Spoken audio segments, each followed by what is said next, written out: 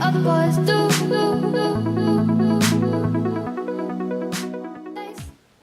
Hey guys, Radio Controlled Chaos again here today. We're going to be doing some more updates on my little celica build that's going on in the background, so hope you guys enjoy it. Alright, I promised you guys last update that we are going to be putting in a servo and receiver in this car today, so that's what we're going to be doing today. I chose to go with one of the servos I've been having at my house for a while in the box.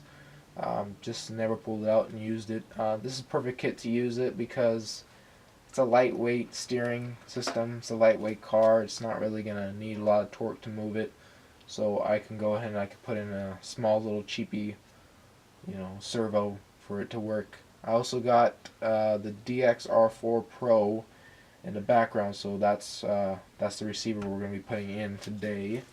So I kind of already cheated again background. So I put on the servo horn already.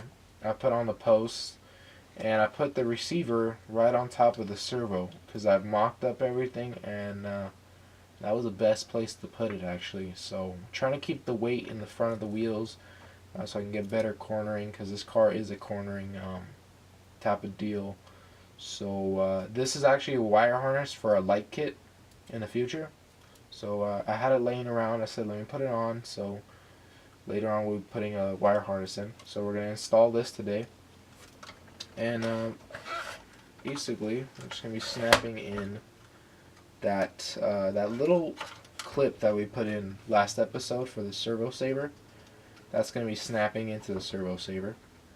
I'm going to be putting that right in like that. The servo horn has a little ball joint on it, just like the steering rack.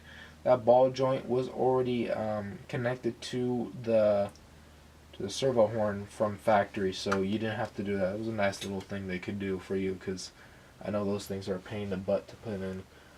To connect the servo to the chassis, they gave us two little flathead screws. I don't know if you guys can see that. Yeah, basically they just gave us these guys. I like how everything is in Phillips, because like every RC guy knows, whenever you have a hex driver, like something, I don't know, like a 1.5 mil, whenever you go to tighten it and you over tighten it, or you're threading it into plastic and it strips, it's a pain in the ass to get it out, and it's a pain in the ass to find a new screw for it. And usually when I replace screws like that, I always put in a Phillips, because they're just so much better to work with. So we're going to flip the car upside down. The body posts are using as a guide to hold the car up. We're going to use our Phillips screwdriver. We'll be putting in our servo.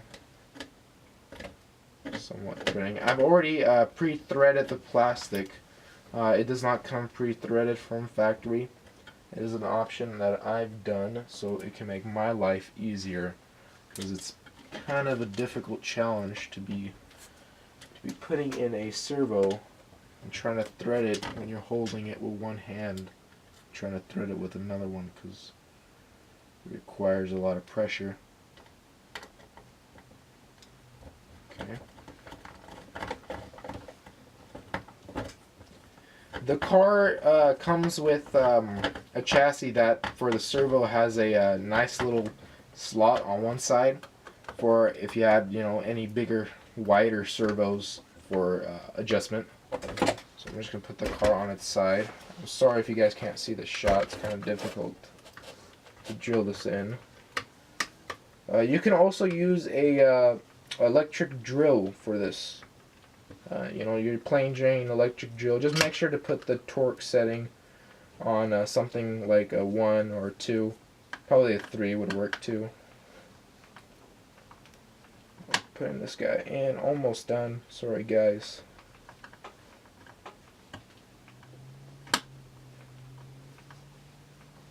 Oh, this screw does not want to go in today. There we go. Nice and snug. Last one. nice and snug. So as you can see, those two screws held it. That's where your adjustment is. It's only on one side, so you're kind of really limited on size of servos. But again, you don't need anything crazy because it's such a lightweight car. You don't need anything crazy to turn the wheels. This thing is a oh, I should have told you guys what kind of servo it is. It's an Airtronic servo. It's an analog. It's about $12. This is from Hobby People.